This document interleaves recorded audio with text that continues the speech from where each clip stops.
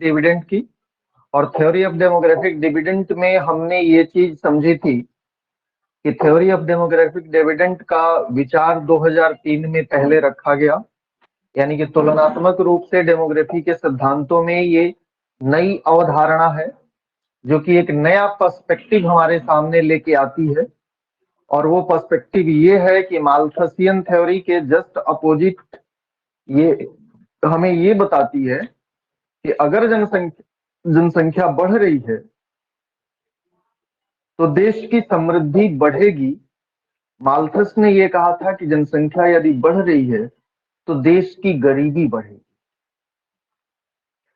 समृद्धि कब बढ़ेगी उसके कुछ प्री कंडीशंस हैं जो उन्होंने बताए थे कि भाई जो जनसंख्या बढ़ रही है अगर उसको हम स्किल्ड करें,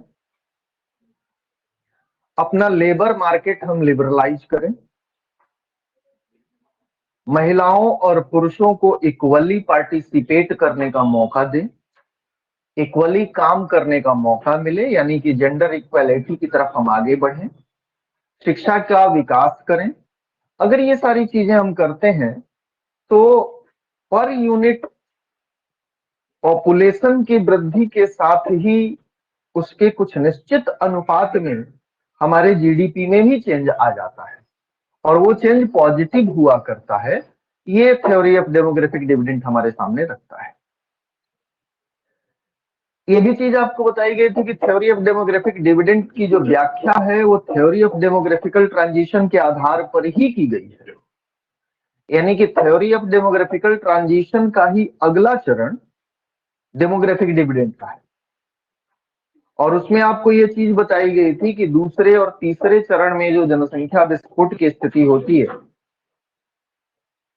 उस जनसंख्या विस्फोट का ही लाभ हमें मिलता है जब हम जनसंख्या बढ़ा लेते हैं, तो उसका लाभ हमें मिलना कुछ निश्चित दशाओं में शुरू हो जाता है। अब वो निश्चित दशाएं क्या हैं, उनमें दो तीन चीजें हैं जो बदल जाती हैं जनसंख्या के बढ़ने के साथ। जो फैक्टर चेंज होते हैं उस फैक्टर को हम समझें कि वो कौन कौन से फैक्टर हैं जो जनसंख्या बढ़ने के साथ चेंज होते हैं। तो पहला जो बड़ा फैक्टर है वो है आयु संरचना का। इसमें बड़ा बदलाव आता है। दूसरा जो बड़ा फैक्टर है जो कि चेंज होता है वो है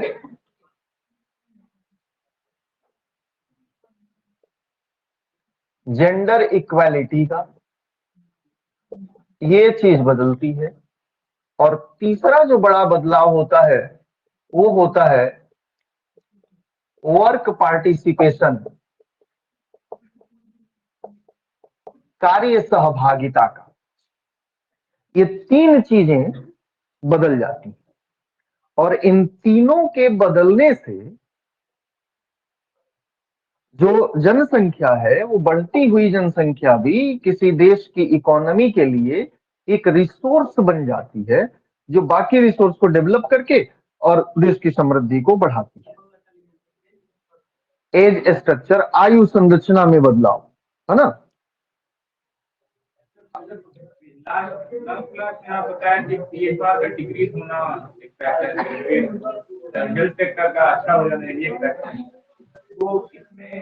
इंक्लूड होगा, वो सारी चीजें इंक्लूड होगी। बेसिक डेमोग्राफी के लेवल पर क्या क्या चेंज, देखिए हेल्थ स्ट्रक्चर का बदलाव जो है वो आपका सोशल इंफ्रास्ट्रक्चर के लेवल पे आया बदलाव है ना। या टीएफआर का भी घटना तो आपके सोशल स्ट्रक्चर का घट गया। हाँ चल रहा है, आ गया है। हाँ? आवाज पहुंच रही है मेरी जी? हाँ?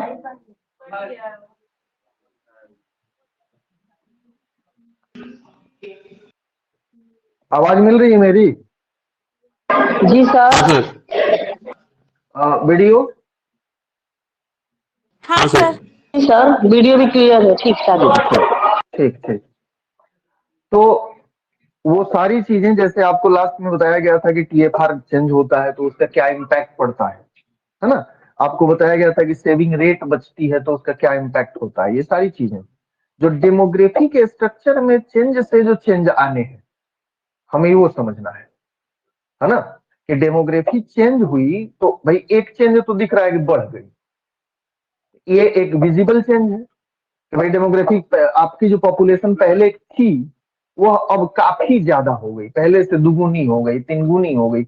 ये एक मोटा मोटी चेंज हमको दिख रहा है। इस चेंज में क्या चेंज है? जनसंख्या का बढ़ जाना एक परिवर्तन ही नहीं, एक इंक्रीज है बस। इंक्रीज से जो चीजें बदली वो क्या क्या बदली, उनको जब हम समझेंगे तो हम ये समझ पाएंगे कि इस चेंज से समृद्धि कैसे आई, है ना। तो अब हम एक एक करके उन चीजों की तरफ आगे बढ़ रहे हैं जो बदल जाता है, और बदल जाने से जनसंख्या के बढ़ने का लाभ होता है। अन्यथा अगर ये चीजें न बदलें, जो चीजें आपको आगे बताई जा रही हैं वो चीजें न बदलें, तो जनसंख्या हमारे लिए फिर मालथसियन थ्योरी काम करेगी वहां पर। ध्यान दें, जनसंख्या बढ़ती है और ये तीन फैक्टर में चेंज नहीं आता है, तो फिर वहां पर मालथस की थ्योरी ही काम करेगी कि बढ़ी हुई जनसंख्या गरीबी का कारण बनेगी। जनसंख्या के बढ़ने के साथ साथ ये तीन चीजें बदलनी चाहिए। अगर ये तीनों बदलती हैं तब ये समृद्धि का कारक बनती है, अन्यथा ये समृद्धि नहीं गरीबी का कारक बनती है। अब उन तीनों चीजों को हम एक एक करके समझेंगे।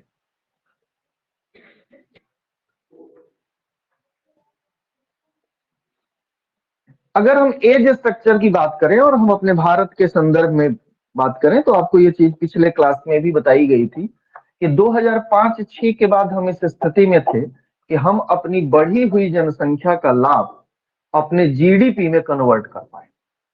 यानी भारत में डेमोग्राफिक डिविडेंड का जो काल शुरू होता है वो 2005-6 से शुरू होता है। अब वो 2005-6 से क्यों शुरू हो पाता है, इसमें मुख्य चीज क्या है कि हमारे जनसंख्या की आयु संरचना में, एज स्ट्रक्चर में ड्रास्टिक चेंज आया है 1981 के बाद। 1961 से लेके 1981 तक का जो आपका सेकंड स्टेज था थ्योरी ऑफ डेमोग्राफिक ट्रांजिशन के हिसाब से, जिसमें आपकी जनसंख्या एक्सप्लोजन के स्टेज में थी, भयंकर ढंग से बढ़ रही थी। टेक्निकली बोले तो 2.2 से ज्यादा का हमारा ग्रोथ रेट पॉपुलेशन का था पर एनम।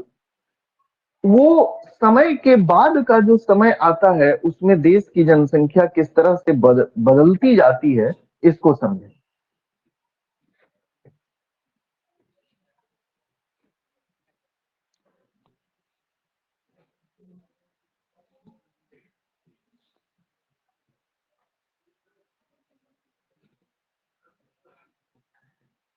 ये हमारे सामने एक टेबल है जो जनसंख्या को, जैसा आपको पिछले क्लास में बताया गया था कि तीन अलग अलग वर्ग बनते हैं, आयु वर्ग बनते हैं, है ना। यहाँ पे हम ईयर को रख लें और यहाँ पर हम एज स्ट्रक्चर को रख लें, और इस एज स्ट्रक्चर को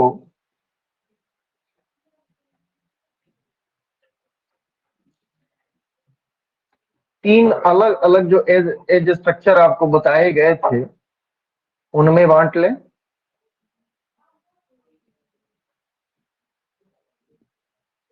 यानी एक बच्चों वाला 0 to 14 ईयर, एक जो कि काम करने वाले लोग हैं 15 to 59 ईयर, और एक 60 एंड अबव। ये तीन वर्ग बने जनसंख्या के, जिसमें कि ये वर्ग और ये वर्ग, ये दोनों डिपेंडेंट पॉपुलेशन होती है, और इसी के आधार पर डिपेंडेंसी रेट पॉपुलेशन की निकाली जाती है कि इनकी तुलना में इन दोनों की जनसंख्या कितनी है ना। अब अगर हम 1981, 1991 या आगे जो हमारी परिस्थितियां बनती हैं 2011 और जो फ्यूचर पर्सपेक्टिव है वहां तक पहुंचते हैं अगर 2026 तक, तो हमारी स्थितियां क्या हैं इनको हमें समझना है।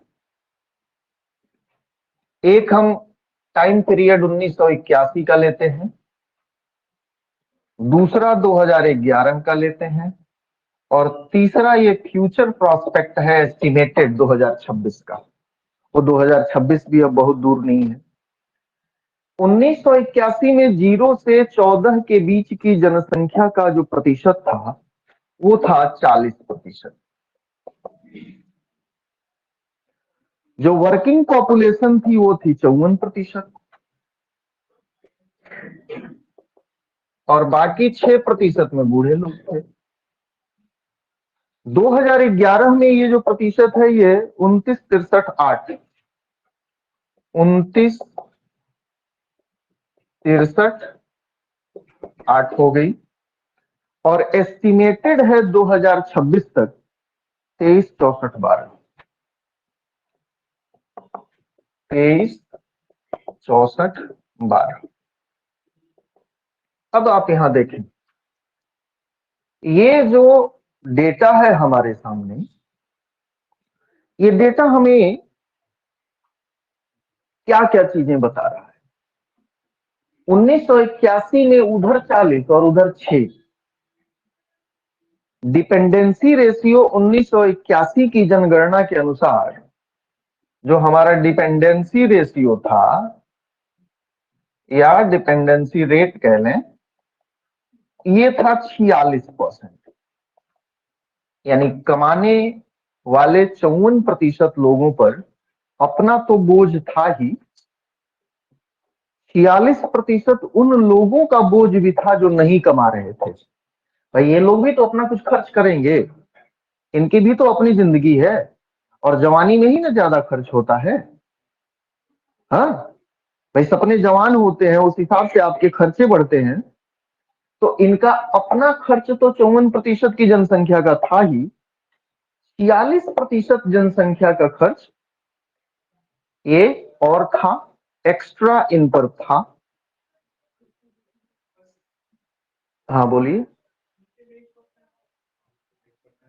आ रहे हैं। और वो थोड़ा सा वो होता है, एस्टिमेटेड है ना, एस्टिमेटेड है ना। ऊपर वाले में आप देखें, ये एस्टिमेटेड है, थोड़ा बहुत ऊपर नीचे जा सकता है। अब समझिए, 46% ऐसे लोग थे जिन्हें अतिरिक्त रूप से कमा के खिलाना था। अब इसके बाद अगर यही स्थिति हम 2026 में देखें, तो 2026 में अब दो चीजें हमको दिखती हैं कि 46 की तुलना में 2026 में जाते हैं तो ये डिपेंडेंसी रेशियो कितनी रह जाती है।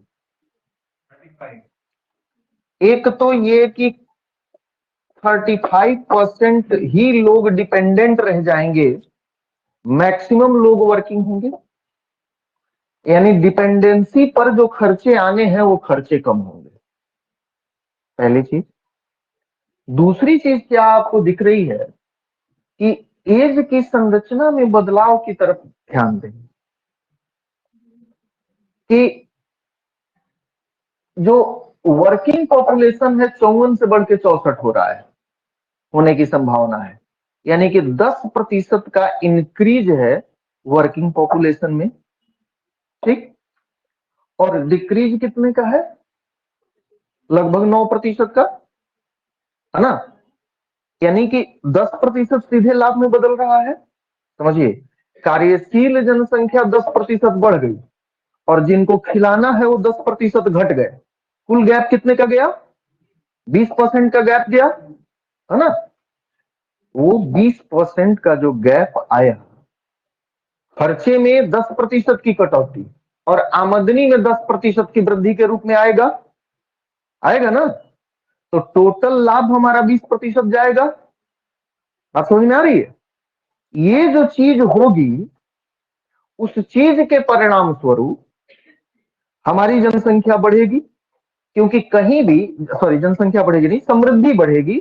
कहीं भी आपकी समृद्धि, आप अपने सामान्य अनुभव से ये जानते हैं कि समृद्धि दो ही कारणों से बढ़ती है: खर्च कम हो जाए, आमदनी बढ़ जाए। आपकी जनसंख्या का की जो संरचना में परिवर्तन आ रहा है, वो यही बता रहा है कि आगे कार्यशील जनसंख्या पर जो डिपेंडेंट पॉपुलेशन है, उसके खर्च में 10% की गिरावट आ जाएगी, जबकि कार्यशील जनसंख्या की कमाई में 10% की वृद्धि हो जाएगी। टोटल जो गैप आया वो 20% के आसपास का गैप है। अब जो ये अगली चीज इसमें है, वो हमारे समाज की बदलती संरचना के रूप में है।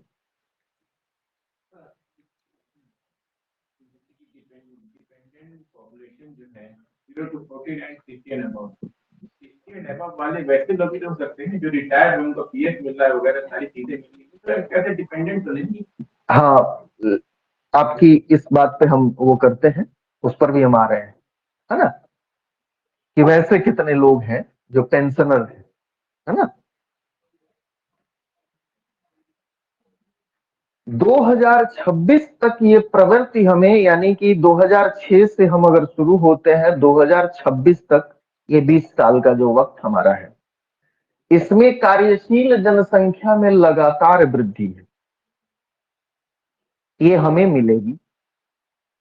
दूसरी जो इंपॉर्टेंट चीज है यहां पर, वो ये है, इधर देखें, जन्म दर आपकी लगातार गिर रही है ना, यानी कि नया पैदा होने वाले बच्चों की संख्या लगातार घटेगी, जबकि मरने वालों की संख्या भी, इनकी जो संख्या बढ़ रही है, औसत उम्र बढ़ेगी। इस वक्त 70 के आसपास हमारा जो औसत उम्र है, 70 के आसपास है, ठीक है। जब हम आजाद हुए थे तो हमारी जो एक्सपेक्टेंसी एट द बर्थ थी, वो जानते हैं कितनी थी? मात्र 36 वर्ष।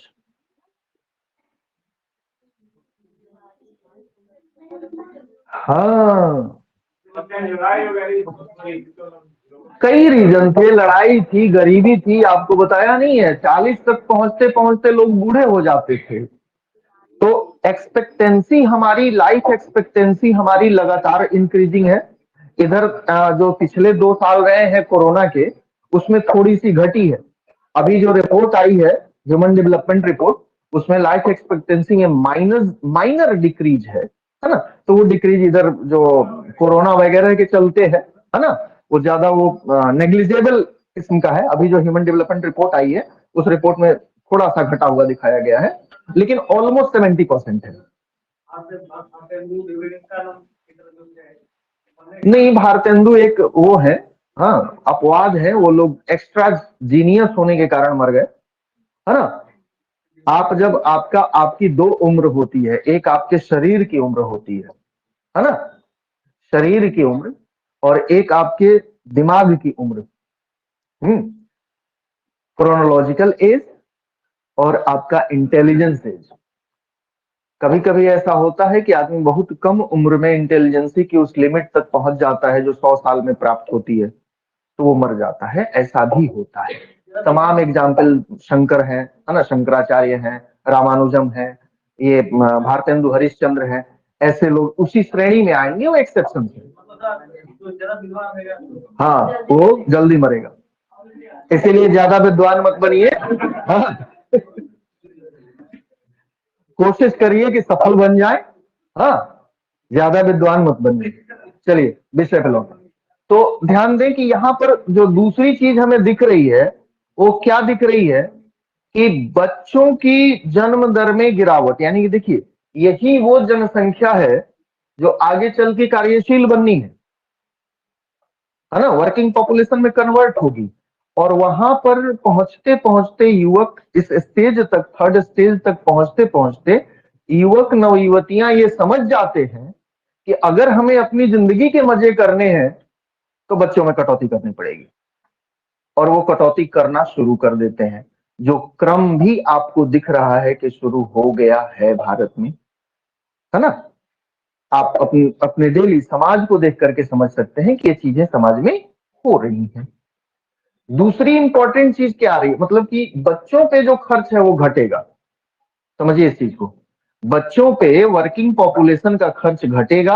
अब 5 बच्चे पैदा करने वाले युवा अगर हैं तो वो एक्सेप्शन में है, रूल में नहीं है। कोई युवक नव युवती ये नहीं सोचती कि हमें 5-6 बच्चे पैदा करने हैं, है ना। जो नहीं पढ़े लिखे हैं उनकी बात अलग है, जो आमतौर पे शिक्षित हैं वो ऐसा नहीं सोचते हैं, है ना। तो धीरे धीरे चीजें ये कम होंगी। इसका इम्पैक्ट आएगा इधर, कि ध्यान देंगे कि इधर से सप्लाई कम होगी, यानी कि एक सर्टेन लिमिट के बाद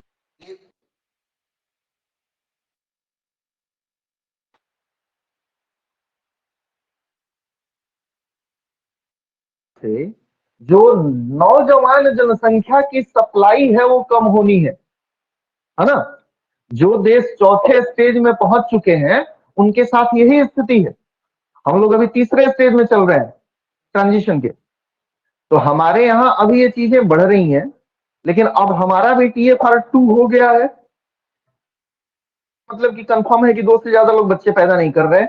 हाँ, और ये पूरे भारत भर का है, समझिए। अब कहा कई में नेगेटिव में जा नीचे जा रहा है, 1.5 1.6 तक सिक्किम वगैरह पहुंच गए, केरल पहुंच गया है ना। तो इसका असर क्या पड़ना है, ध्यान दें कि आगे चल के ये डेमोग्राफिक डिविडेंड नहीं मिलेगा। जैसे चाइना की, जापान की या वेस्टर्न कंट्री की स्थिति है, वो 4th स्टेज में पहुंच गए हैं, उनके यहां लोग बच्चे ही नहीं पैदा कर रहे, तो वर्किंग पॉपुलेशन की कमी हो गई है। और वर्किंग पॉपुलेशन की कमी का परिणाम ये हो रहा है कि उन्हें विदेशों से जवान लोग मंगाने पड़ रहे हैं कि उनका काम संभालें। एक अगला इम्पैक्ट जो इसका आना है, वो अगला इम्पैक्ट है वृद्ध जनसंख्या में वृद्धि।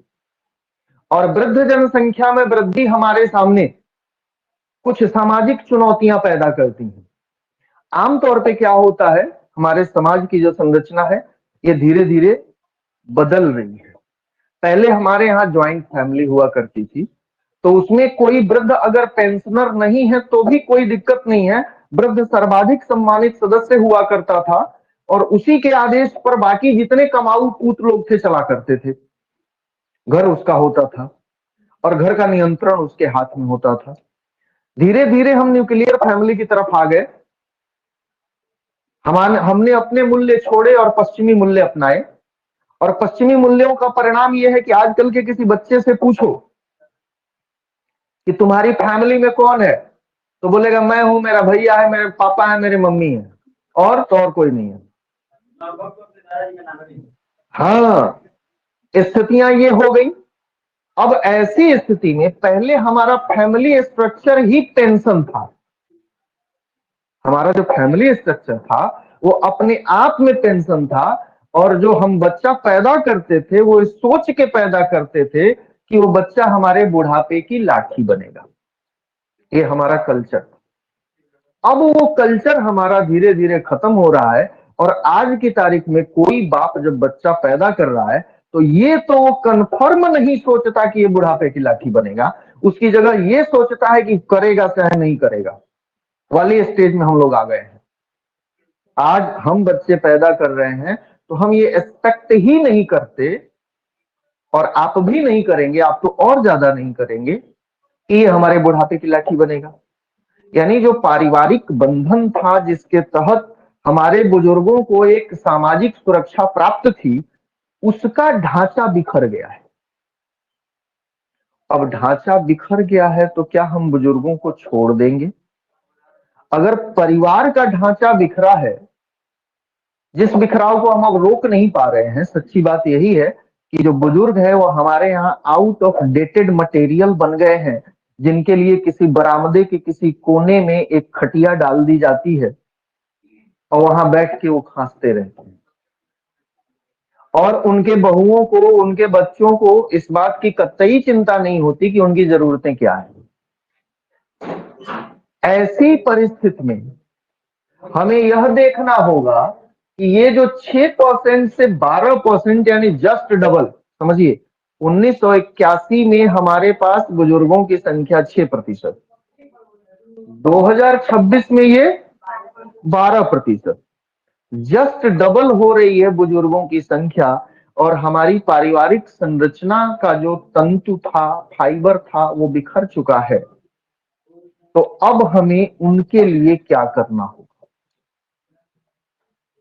तो चूंकि ये बिखेरा भी पश्चिम में है, तो उसका समाधान भी हम पश्चिम से ही लेके आ रहे हैं कि हमें ओल्ड एज होम बनाने होंगे, जहां पर बच्चे अपने बुजुर्गों को ले जाके छोड़ आएंगे। वो बनने भी शुरू हो गए हैं, है ना। कितने इफिशियंटली चलते हैं अब ये देखने की बात है। लेकिन आगे आने वाले समय में ये बुजुर्ग हमारे लिए चिंता का विषय होंगे, बच्चे नहीं। हाँ, बच्चे नहीं चिंता का विषय होंगे, क्योंकि वो तो हम पैदा ही नहीं कर रहे हैं, समझिए। और बच्चे जब पैदा करते हैं तो कोई भी बाप उसे प्रोटेक्शन देता है ना। भारत में वो प्रोटेक्शन देता है, यानी बच्चे निराश्रित नहीं होंगे। हालांकि उसमें भी निराश्रित लोग हैं, है ना। लेकिन आमतौर पे हम ये मान के चलेंगे कि भाई हम बच्चे पैदा कर रहे हैं तो उसकी परवरिश करेंगे। लेकिन हम अब ये मान के चलने की स्थिति में नहीं है कि जिन्होंने हमें पैदा किया है हम उनकी भी परवरिश करेंगे। और वैसी स्थिति में आगे आने वाले सामाजिक संदर्भों में हमारे लिए ये बुजुर्ग जनसंख्या समस्या बनने जा रही है। अब इस बुजुर्ग जनसंख्या में ऐसे कितने बुजुर्ग होंगे जिनको पेंशन मिल रही है, और जिनको मिल रही है उनका घर जाके देखें आप, कंट्रोल में नहीं रहता, उनकी और ज्यादा फजीहत होती है। क्योंकि जितने उस घर के युवा सदस्य हैं उनकी नजर उनके सेवा शुश्रूषा पे नहीं होती है, उनके पेंशन पे होती है। और उनकी हालत भी बहुत बदहाल है। पहली चीज कि पेंशनर कौन होगा, तो भाई अब वही ना होगा जो अटल जी के पहले वाला होगा, समझिए। अटल जी के पहले वाला जो होगा तो होगा, बाकी लोग तो न्यू पेंशन स्कीम में है। अच्छा, न्यू पेंशन स्कीम में जो पेंशन मिल रही है फिलहाल, स्थिति क्या है कि कोई आदमी अगर 2 लाख रुपए महीने पर रिटायर हुआ है तो भी उसको न्यू पेंशन स्कीम में जो पेंशन मिल रही है वो 10,000 के आसपास की मिल रही है। पहले वाला सिस्टम क्या था कि आपके पेमेंट का आधा आपको मिलता था। न्यू पेंशन स्कीम जो मिल रही है आपको, उस न्यू पेंशन स्कीम में न आपको डीए मिलता है ना, डीए की कोई सुविधा नहीं है, इंक्रीमेंट की कोई सुविधा नहीं है ना, वेतन आयोग की कोई सुविधा नहीं है। जबकि पुराने पेंशन स्कीम में ये सारी सुविधाएं थी। आपका डीए समय समय पर बढ़ता था, वेतन आयोग ने वेतन बढ़ाया तो उसके हिसाब से आपका पेमेंट बढ़ता था। तो थोड़ा सा एक हैंडसम अमाउंट लोगों के हाथ में आता था। तो वो लोग जो कि पेंशनर हैं, जिनके हाथ में हैंडसम अमाउंट आता है, वो गिने चुने बचे हैं। बाकी जो लोग हैं, जो सरकारी कर्मी हैं, उन्हें ही न्यू पेंशन स्कीम का लाभ मिलेगा। तो कितने हैं? भारत की 1 अरब 20 करोड़ जनसंख्या का 12% कितना हुआ? 1 अरब 30 करोड़ जनसंख्या का 12% कितना हुआ? हाँ, 15 करोड़ लोग। और उन 15 करोड़ लोगों में कुछ होंगे जो कि सरकारी पेंशन स्कीम नई चाहे पुरानी का फायदा ले रहे होंगे या लेंगे। बाकी जितने हैं, चूंकि भारत का जो ये ग्रुप है ना, ये ग्रुप, इसका मैक्सिमम हिस्सा अनऑर्गेनाइज सेक्टर में, इनफॉर्मल सेक्टर में है, जिसको उसकी भी सुविधा नहीं प्राप्त है। उसका क्या होगा? तो आगे आने वाले समय में ये बुजुर्ग जनसंख्या हमारे लिए चुनौती बनने जा रही है। सोशल स्ट्रक्चर हमारा, सोशल फाइबर हमारा बिखर गया है, और उसकी जगह पर जो सरकार का फाइबर आना चाहिए, जो प्रोटेक्शन आना चाहिए, जो सोशल सर्विस स्कीम्स आनी चाहिए, वो अभी उस लेवल तक तो नहीं ही है कि बुजुर्गों की जरूरत को पूरा कर सके।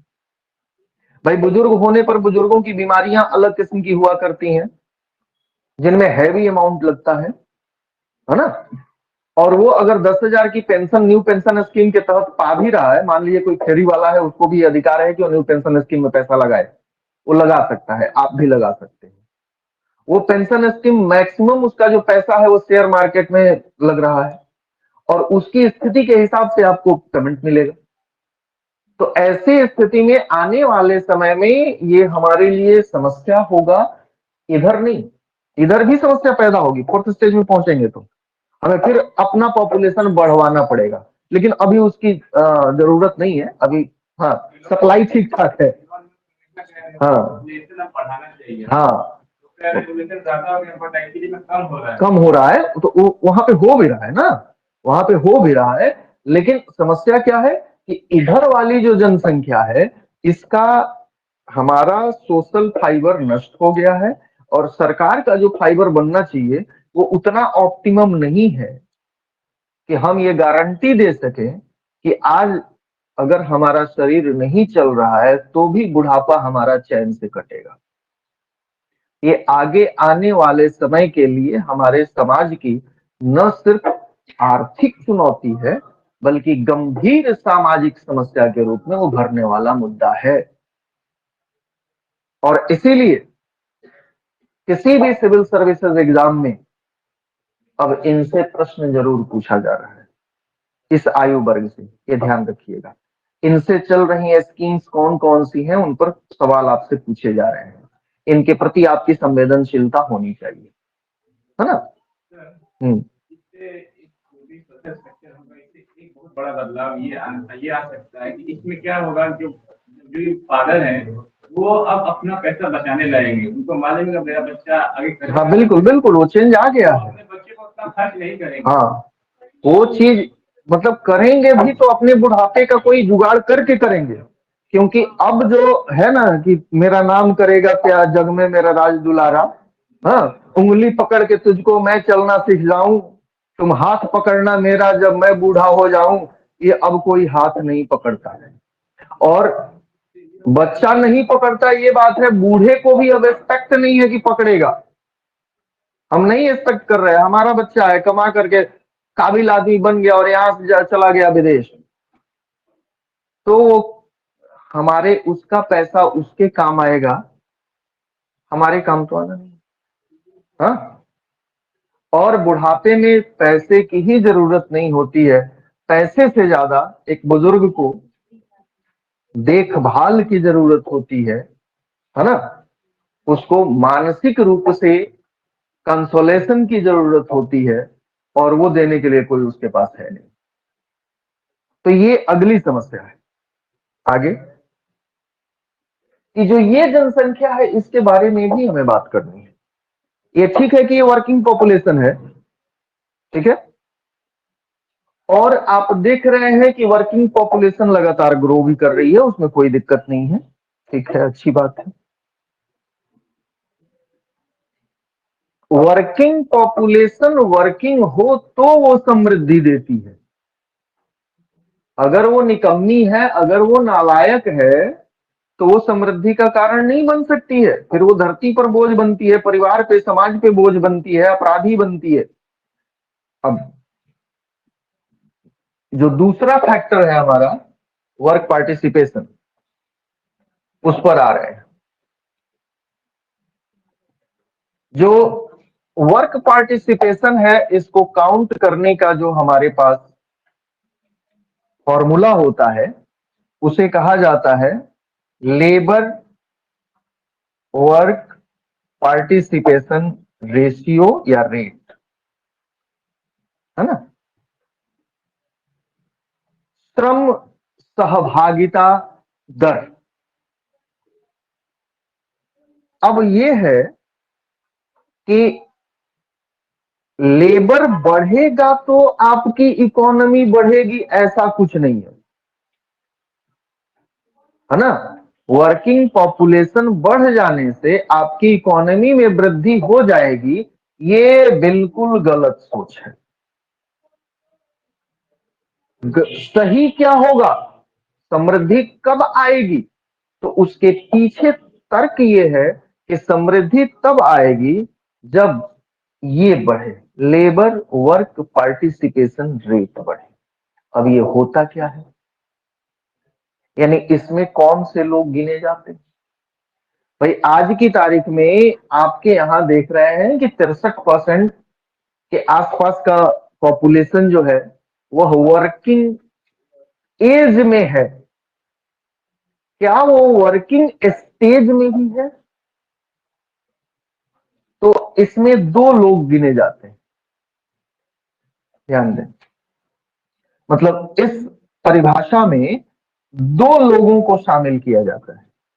वो ऐसे लोग जो कहीं काम कर रहे हैं,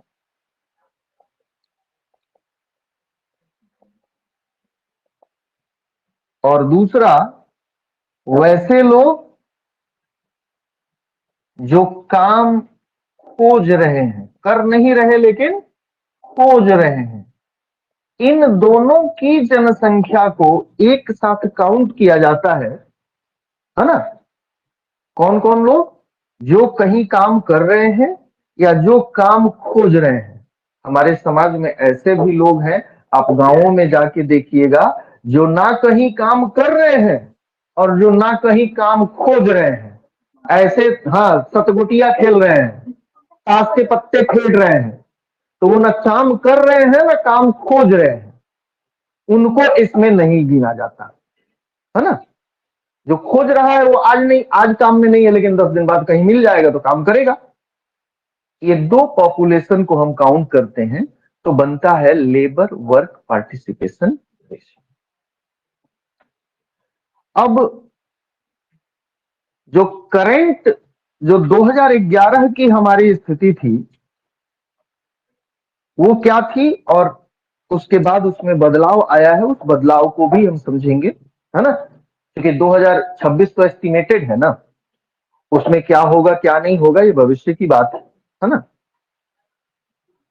वैसे भी आपका कोई राजनेता 19 लाख, कोई 10 लाख, कोई 2 करोड़ दे रहा है नौकरियां, और आप लोग ले ही रहे हैं, देख रहे हैं। हाँ, तो अब हाँ, नियुक्ति पत्र बांटना शुरू हुआ है। हाँ, ये सब भी, हाँ ये भी चीज है। अब समझे, अब इसको हम मिटा देते हैं, ठीक है?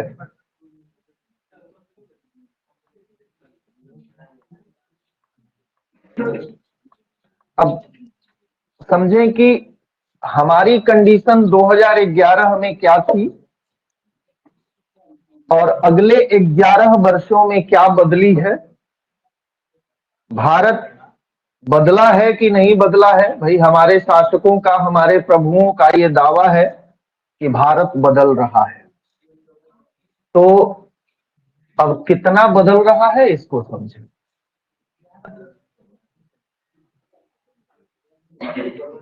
2011 की जो जनसंख्या थी,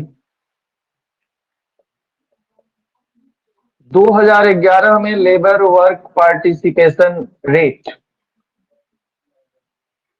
ये टोटल थी, ध्यान दे, टोटल अर्थात कार्यशील एज में मौजूद कुल जनसंख्या में काम करने वाले या काम खोजने वाले लोगों का जो प्रतिशत था 15 से 64 वर्ष के बीच, वह था 39.6%।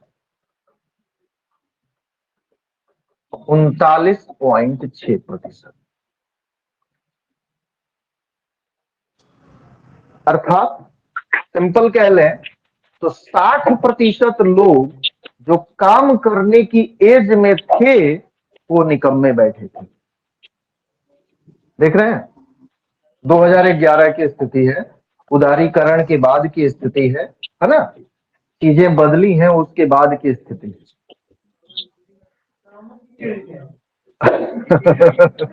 आप लोग अभी उसमें नहीं आएंगे, बाई एज तो आप वर्किंग पॉपुलेशन है ना? लेकिन आप बेरोजगार नहीं है ना? आप बेरोजगार की श्रेणी में नहीं आएंगे, क्योंकि बेरोजगार की श्रेणी में वही लोग आते हैं, उनकी परिभाषा आपको बताई गई है। अनएम्प्लॉयड ही है। हाँ, लेकिन उस तरह से नहीं आएंगे। तो आप अपने आप को अभी प्रिपेयरिंग एज में रखिए। अब समझिए,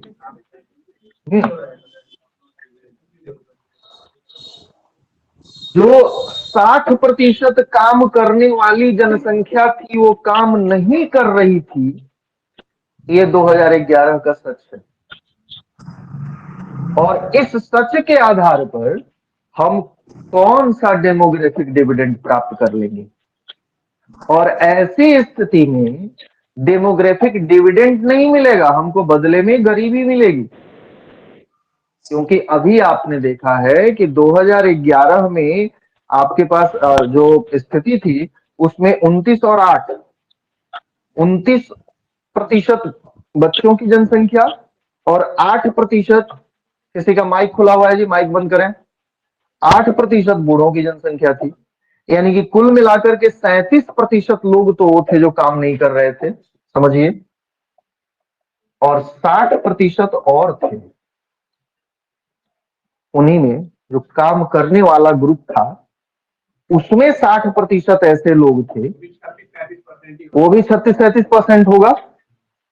अर्थात कुल मिला के स्थिति क्या थी कि 60 से 70% लोग भारत में कुछ नहीं कर रहे थे और बाकी जो 30% लोग थे वो कमा के बाकी 60 से 70% का पेट भर रहे थे। और ऐसी जनसंख्या जिसमें कि अब समझिए कि जो डिपेंडेंट पॉपुलेशन नहीं है वो भी डिपेंडेंट है, तो कौन सी समृद्धि की आशा करेंगे, समझिए इस चीज को। तो घर में कमाने वाला एक सदस्य, खाने वाले 10 सदस्य, ये जब से हम लोग पैदा हुए तब से तो यही देख रहे हैं, स्थितियां यही। अब थोड़ा सा इसकी क्वालिटी पे, यानी कि ये जो लोग थे काम करने, काम खोजने वाले, उनकी क्वालिटी पे बात कर लें। तो इस 40% एज अ होल, इसको 39.6 यानी 40 मान लेते हैं।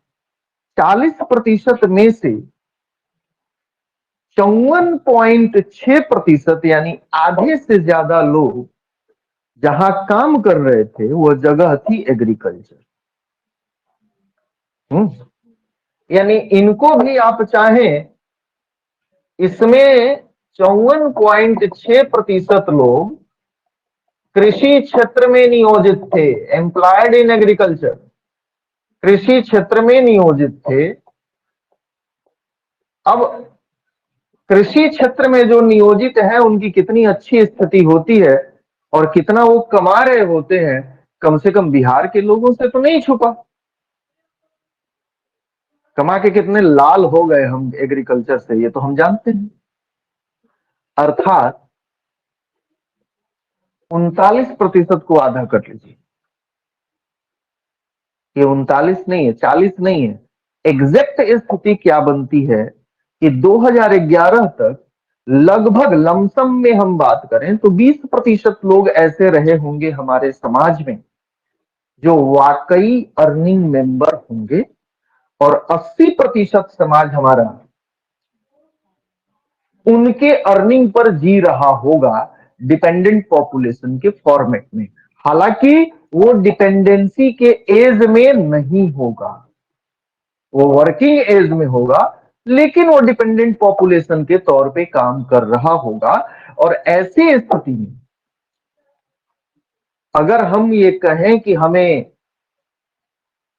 डेमोग्राफिक डिविडेंड का लाभ मिल रहा है या मिलेगा, तो ये एक झूठी दिलासा है, उससे ज्यादा कुछ नहीं।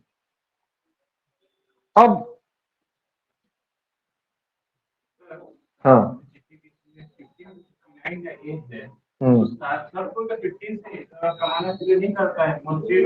25 के बाद ही कमाता है, उसीलिए आपका जो एज है वो भी, हाँ, तो उसमें ये भी लोग होंगे 10 साल, वो जो जनसंख्या का वर्ग है, जो प्रिपरेशन का वर्ग है वो भी होगा, तो वो भी डिपेंडेंट पॉपुलेशन ही में है।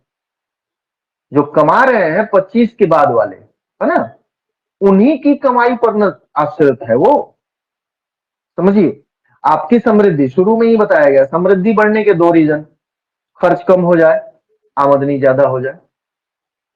आमदनी जिस काल में, हालांकि 2011 तक भारत में पे कमीशन अच्छा पेमेंट देने लगा था, है ना, लेकिन 1981 में आप पहुंचेंगे तो तो 1981 में आई थिंक मेरे पापा की तनख्वाह 300 के आसपास थी, 300 कुछ रुपया थी।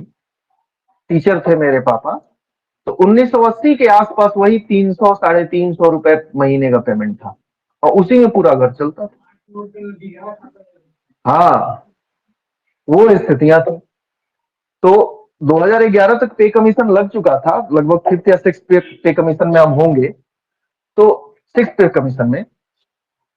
तो वहां पे पेमेंट अब अच्छी खासी मिलने लगी थी, लेकिन उसी के इक्विवेलेंट अगर आप इन्फ्लेशन को जोड़ लें तो बात लगभग उतनी ही हो जाती है।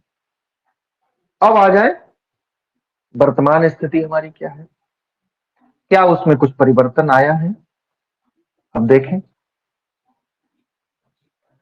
तो अभी जो हाल का हमारा सर्वे है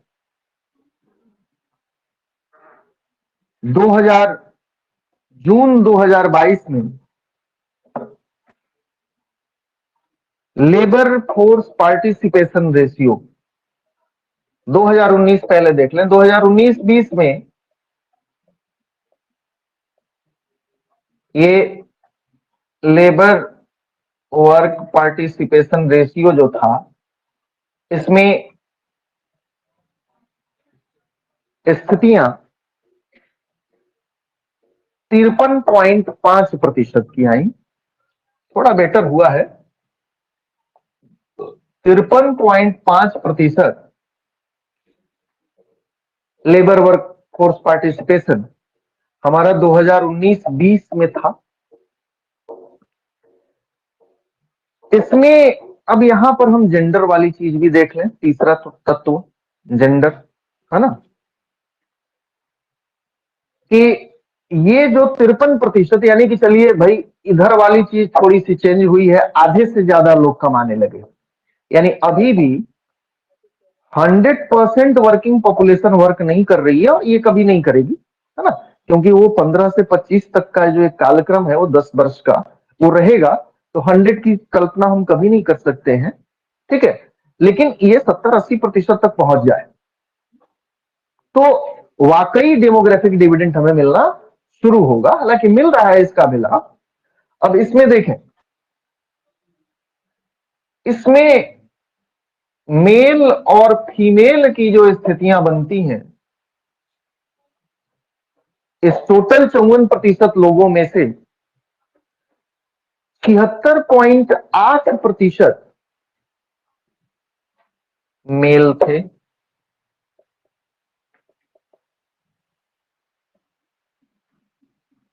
और लगभग 30% फीमेल थी।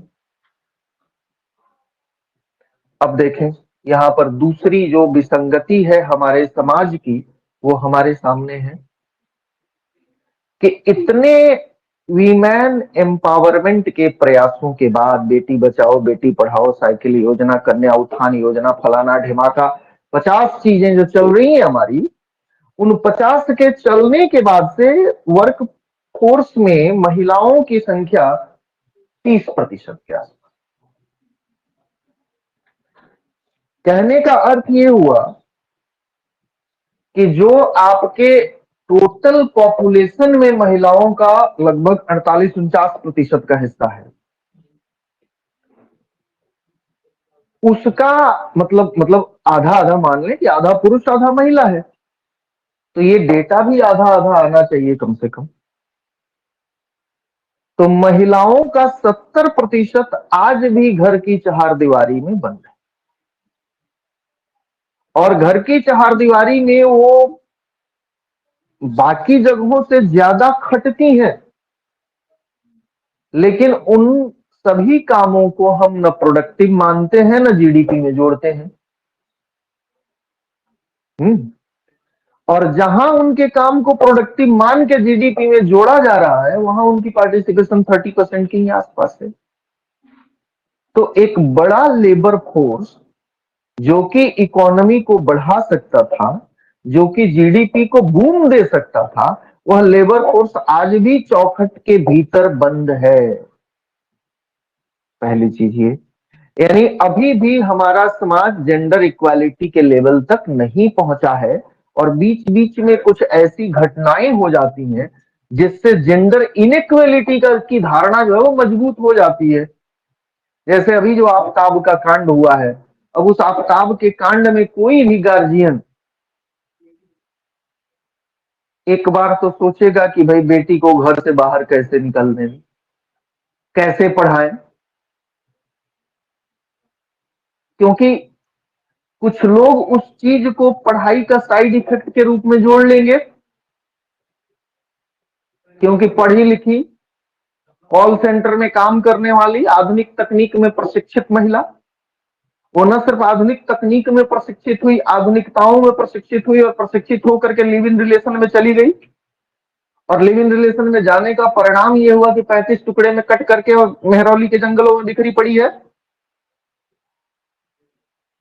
तो जो ट्रेडिशनल माइंड सेटअप के गार्जियन हैं, और भारत के संदर्भ में बात करें तो मैक्सिमम गार्जियन वैसे ही माइंड सेटअप के हैं। वो तो अपने बच्ची को अपने घर पर रोकने का एक सॉलिड बहाना ऐसे कांड को बना लेंगे। बनाएंगे कि नहीं बनाएंगे? अर्थात जो सोशल टैबूज हैं वो टैबूज टूटेंगे, और टूटेंगे तब ये बढ़ेगा। बीच बीच में ऐसी घटनाएं हो जाती हैं कि एक बार ये बात दिमाग में जरूर आ जाती है सबके कि पहले वाला तरीका ही ठीक था कि महिलाओं को घर में रखो, और ये चीजें इस वर्क पार्टिसिपेशन को बढ़ाएंगी नहीं, और नहीं बढ़ाएंगी तो जो आप वर्किंग पॉपुलेशन दिखा रहे हो 64% होगी, उसकी आधी ये होंगी। और जब तक ये पार्टिसिपेट करेंगे नहीं तब तक 64% का लाभ तो जीडीपी में नहीं दिखेगा। तब तो 64 का आधा 32% का ही लाभ दिखेगा ना, पुरुष ही कमा रहा है ना। तो आधा वर्क फोर्स हमारा घर में बैठा रह जाएगा जो जीडीपी में कन्वर्ट नहीं होगा। तो जेंडर इक्वालिटी की तरफ बढ़ते हुए जब तक हम बढ़ेंगे नहीं तब तक पूरी तरह से लाभ हमारी जनसंख्या का नहीं मिलेगा। अब इधर कोरोना के कारण क्या हुआ कि बीच में काफी लोगों की जॉब छूट गई हैं। जॉब छूट गई है तो अभी जून 2022 में जो लेबर फोर्स पार्टिसिपेशन रेशियो का जो लेबर वो है आंकड़ा है थोड़ा और नीचे आ गया है, और ये 47.5 हो गया है ना, जून 2022 में।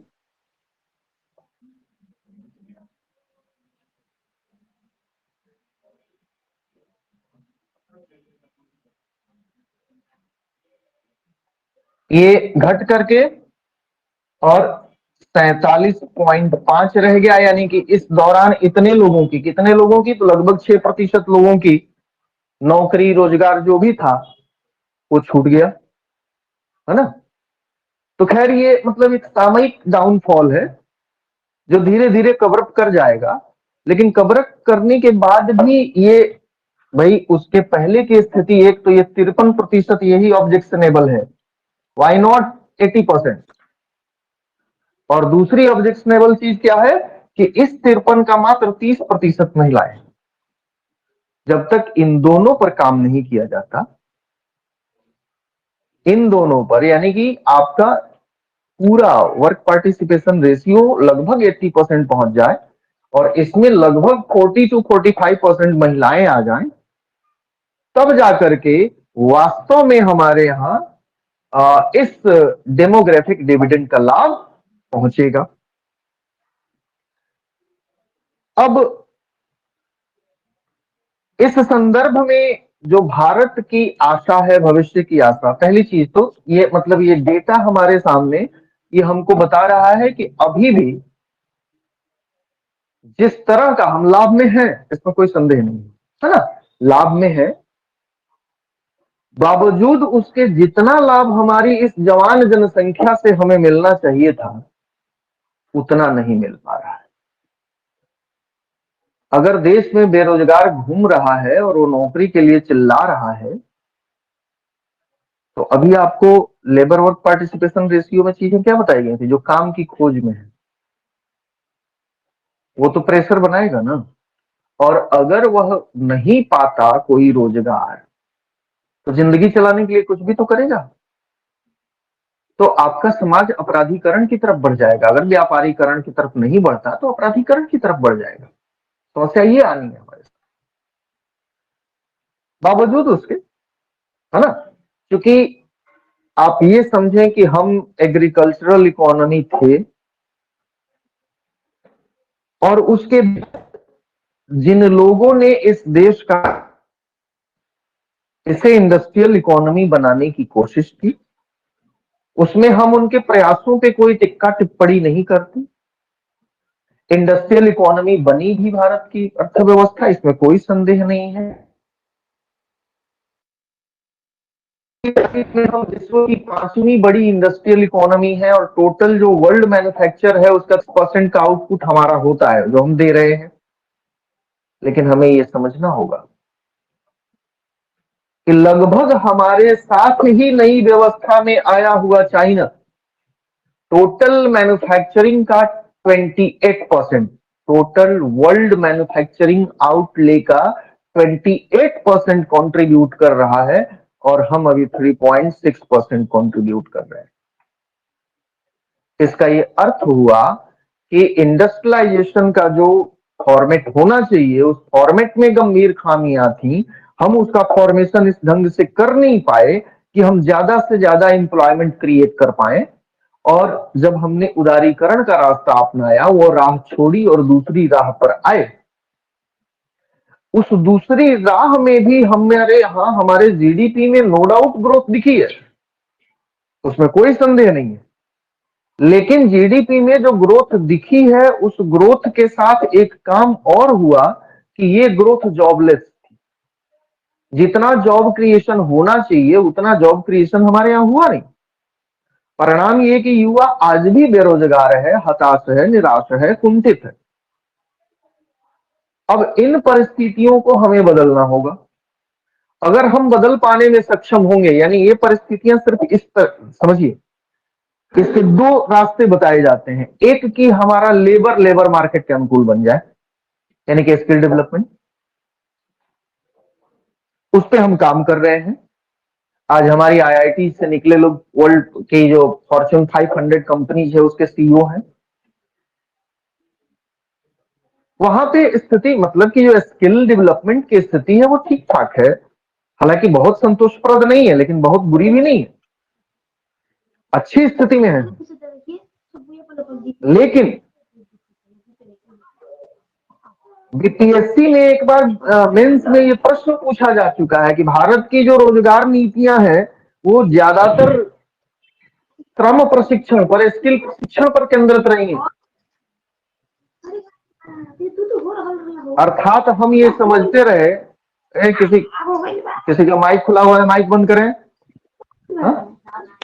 नाज खातून आपका माइक खुला हुआ है, बंद करिए, माइक बंद कीजिए। ये देखिए, ये पढ़ाई है, ये अब कितना समझाएंगे। ये हाँ, ये मोबाइल खोल के और कुछ और कर रही होंगी। हाँ, वहां हो तब ना बंद करें। चलिए, बीच बीच में धारा टूटती है, आप लोग समझते नहीं है इस बात को। तो ऐसी स्थिति में हमारे पास दो चीजें हैं। एक कि हम अपने ह्यूमन रिसोर्स को इतना ट्रेंड कर दें कि वो जॉब मार्केट में जाए तो जॉब खोज ले, उस पर हमारे यहां काम ठीक हो रहा है। हम अपने जो हमारा लेबर रिसोर्स है, ह्यूमन रिसोर्स है, उसे हम ट्रेनिंग ठीक ठाक दे रहे हैं। दिक्कत उसके बाद आ रही है कि जब वो लेबर मार्केट में उतरता है तो लेबर मार्केट उस तरह की होगी तब ना उसे लेबर मिलेगा, वर्क मिलेगा। वो कब होगी? जब उस ढंग से जॉब के अवसर क्रिएट हो, और उस स्तर पर हमने काम नहीं किया। यानी कि जॉब क्रिएशन वाला काम जो होना चाहिए कि भाई जब हम यहां से प्रशिक्षित करके भेज रहे हैं युवा को, तो जाए तो उसे जॉब मिल जाए। तो दो पक्ष होते हैं, एक है स्किल ट्रेनिंग का, दूसरा है जॉब क्रिएशन का। जॉब क्रिएशन के लिए जो माहौल बनना चाहिए और जो चीजें तैयार होनी चाहिए उसे करने में हमारे लोग, हमारे नीति नियंता पीछे रह गए। तो उसी पर प्रश्न पूछा गया था बीपीएससी में कि भारत की जो श्रम नीतियां हैं वो स्किल डेवलपमेंट पर केंद्रित है ना, रोजगार सृजन पर नहीं। इसकी व्याख्या करें आप। हमारे यहाँ रोजगार सृजन पर ध्यान देना, यानी समझिए कि हम प्रशिक्षित हो गए तो हमारे लायक कोई जॉब होनी चाहिए ना मार्केट में। जब हम खोजने निकले तो पता ये चलता है कि हम प्रशिक्षित हैं, और जब जॉब खोजने निकलते हैं हमारे लायक नहीं है। और हम अगर हाई स्किल्ड हैं तो नीचे के स्किल पे काम करना हमें कबूल नहीं होगा, किसी को कबूल नहीं होगा, सीधी सी बात है। ऐसी स्थिति में जहां हाई स्किल्ड मार्केट है वहां हम निकल जाएंगे, और उसका परिणाम क्या होता है? ब्रेन ड्रेन, जो कि हो रहा है। तो ये चीजें हमें ठीक करनी पड़ेंगी। बावजूद उसके जो फ्यूचर का सिनारियो है हमारा, वो सिनारियो हमें ये समझाता है कि देखें, ये संसार के जितने विकसित देश हैं उन विकसित देशों में बूढ़े लोग ही ज्यादा बचे। इवन चाइना तक, जिसने की बड़ी कठोरता से, दुनिया का एकमात्र एग्जाम्पल है जहां पर की कठोरता से जन पॉपुलेशन कंट्रोल की नीति लागू की गई, एक बच्चे की नीति लागू की गई, उसने अपनी जनसंख्या को कंट्रोल किया। अब उसने भी कहा है कि 2 नहीं 3 बच्चे पैदा करो।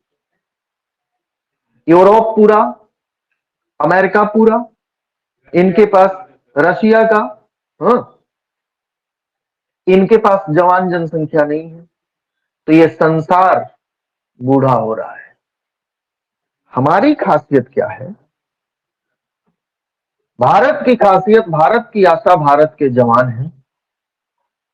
2020 में जो हमारी वर्किंग पॉपुलेशन की मीडियन एज थी वो 20 वर्ष की थी।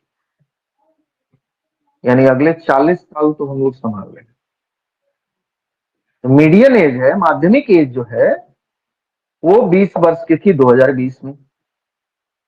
यानी अगला 40 साल हमारा युवक कहीं भी सर्विस दे सकता है, आप उससे ले लो। अब चीन में ये जो जनसंख्या की हमारी जो मीडियन एज है वो 37, पश्चिमी यूरोप में 45, जापान में 49 वर्ष हो गई है। भारत युवाओं का देश है। ये युवा हमारे लिए भविष्य की आशा के स्रोत हैं। इस पर जो प्रोजेक्शन है यूनाइटेड नेशन पॉपुलेशन फंड का, वो अब जान लें, क्योंकि पिछले बार बीपीएससी में ये प्रश्न पूछा गया था कि भारत में यूनाइटेड नेशन पॉपुलेशन फंड के हिसाब से जनसांख्यिकीय लाभांश अलग अलग समयों पर प्राप्त होगा, उसका विवरण दे, ऐसा कुछ प्रश्न था। मुझे एग्जैक्ट प्रश्न नहीं याद आ रहा है, लेकिन यूनाइटेड नेशन पॉपुलेशन फ्रेमवर्क का जो वो है डेटा उसने पूछा था, है ना, पढ़ाया भी था मैंने। अब लिखा किसने नहीं लिखा वो जाने। तो United nation population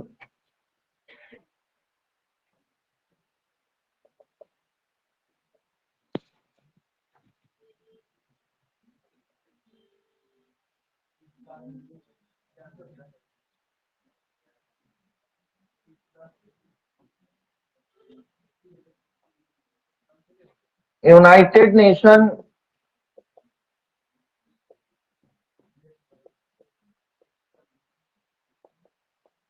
population framework, इसने भारत के संदर्भ में जो आंकड़े प्रकाशित किए भारत को लेकर के, वो क्या थे इसे समझे। इसने ये कहा कि भारत में डेमोग्राफिक डिविडेंड की शुरुआत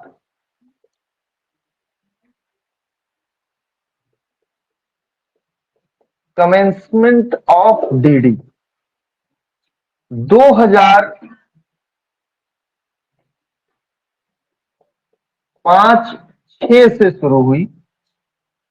ये 2005-6 वही समय है जब 1981 में पैदा हुए बच्चे 25 वर्ष के हो चुके थे, उन्होंने कमाना शुरू किया। तो 1981 में पैदा हुआ 25 साल में 2005-6 में पहुंच जाएगा। ये रियल वर्किंग एज है ना। 15 से 25 वर्किंग एज है नहीं, क्योंकि जो बच्चे पढ़ाई छोड़ देते हैं वो काम शुरू कर देते हैं तो इकोनॉमी में कंट्रीब्यूट करने लगते हैं, इसलिए उसे रखा गया है। वास्तव में युवक 25, 26, 27 तक होने में काम करता है। पिक कब आएगा इसका? तो यूनाइटेड नेशन पॉपुलेशन फ्रेमवर्क का कहना है कि भारत के संदर्भ में जो पिक लेवल होगा डेमोग्राफिक डिविडेंड के लिए, वो वर्ष 2041 होगा। 2041 में भारत सबसे सशक्त होगा। पिक लेवल का मतलब क्या हुआ कि भाई वर्क पार्टिसिपेशन रेशियो हम 100% कर लेंगे। हमारे लोग सभी युवा जो काम के लायक हैं वो काम कर रहे होंगे और वो अर्न कर रहे होंगे और हमारे जीडीपी को बढ़ा रहे होंगे। और इसका अर्थ ये होगा, खत्म कब होगा ये चीज खत्म कब होगी? तो पिक लेवल के बाद, है ना, समाप्ति जो होगी वो आशा की गई है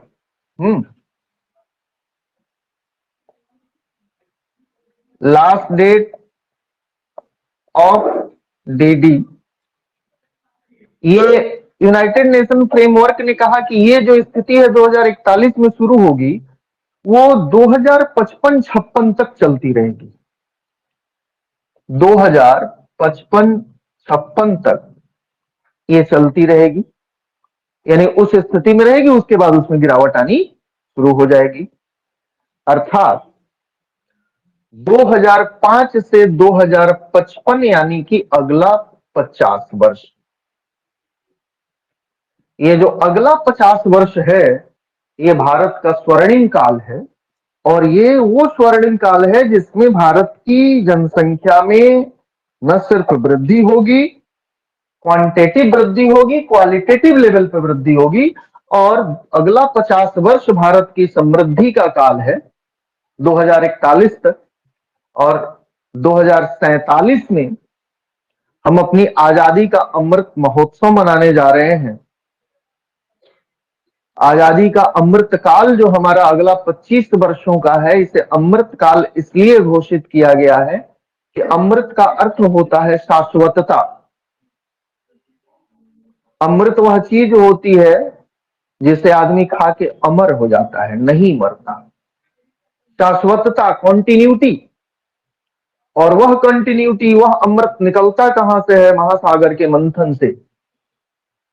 मंथन करने के लिए हमें देव और दानव दोनों की जरूरत पड़ती है, आसुरी और दैव दोनों शक्तियों की जरूरत पड़ती है, सामर्थ्य की जरूरत पड़ती है। वो सामर्थ्य अब हमारे पास है और उस सामर्थ्य से हम अपने प्रयास के समुद्र का मंथन करें तो समृद्धि का अमृत हम पी सकते हैं। इसलिए अगला 25 साल हमारे लिए समृद्धि का अमृत पीने का समय है, अमृत निकालने का समय है। इसलिए इसे आजादी का अमृत काल कहा गया है ना। ये आजादी का अमृत काल भी दरअसल इसी चीज से रिलेट होता है जाके, है ना, कि हम 2047 तक इस देश को विकसित देश में बदल देंगे। हालांकि ये सपना बहुत बड़ा है, सोचने पर ऐसा प्रतीत होता है कि शायद पूरा न हो पाए, इतना बड़ा है। लेकिन जो बड़ा सोचता है वही बड़ा पाता है और अब भारत ने बड़ा सोचना शुरू कर दिया है, इसमें कोई संदेह नहीं है ना। पहली चीज। दूसरी चीज कि इसी रिपोर्ट में एक बात और बताई गई कि चूंकि पूरे भारत में जनसंख्या की विकास दर एक जैसी नहीं है, इसीलिए डेमोग्राफिक डिविडेंड भी हर राज्य को समय पर एक समय नहीं मिलेगा, है ना। जिन राज्यों ने अपना पॉपुलेशन कंट्रोल कर लिया उनको ये अभी मिल रहा है। बच्चे कम कर लिए, अधिकतर लोग जवान हैं तो बूढ़े कम हैं। समझिए इस बात को। बच्चे कम कर लिए, खर्चा घट गया, और जो है परिवार के मेंबर वो मैक्सिमम जवान है, तो बुढ़ापे वाला खर्च भी कम है।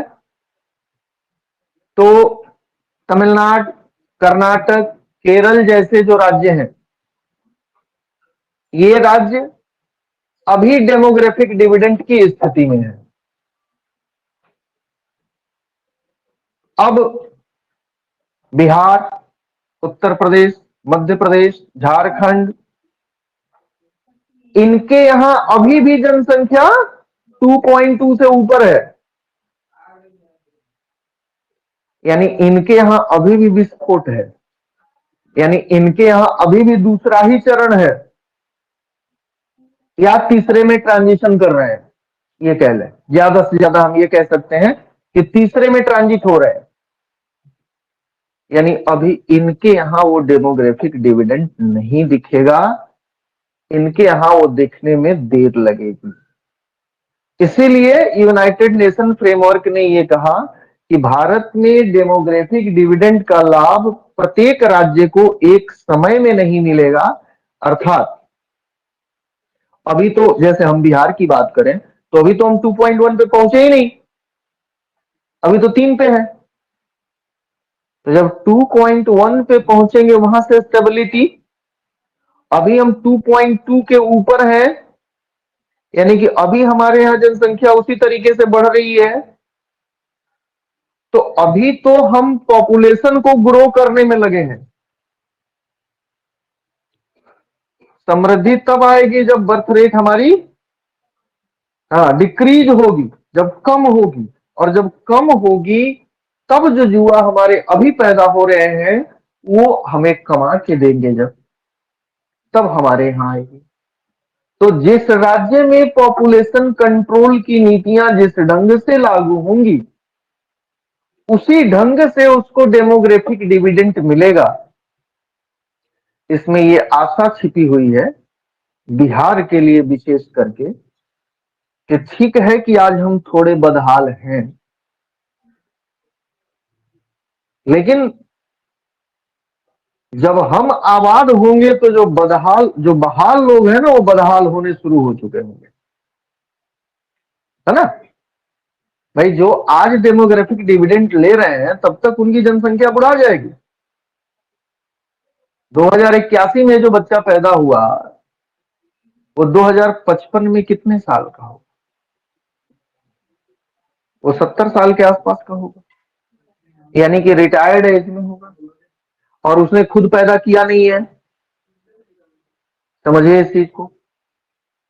तो ऐसी स्थिति में जब वो ढल रहे होंगे तो हम उभर रहे होंगे। तो वैश्विक कॉन्टेक्स्ट में ये कहें कि वैश्विक कॉन्टेक्स्ट में चाइना, जापान, यूरोप जैसे देश जब ढल रहे हैं तो भारत उभर रहा है, और भारतीय कॉन्टेक्स्ट में कहें तो जब कर्नाटक, केरल जैसे राज्य, तमिलनाडु जैसे राज्य जब ढल रहे होंगे तो बिहार उभरेगा, है ना। हमें ये देर से मिलेगा, हमारे भी अच्छे दिन आएंगे, अभी नहीं आए हैं ये समस्या है, ठीक है, लेकिन आएंगे, ये विश्वास हमें रखना होगा। ये हम कह रहे हैं और हम ही नहीं कह रहे, विशेषज्ञ ऐसा ही मानते हैं। चलिए आज इतना ही।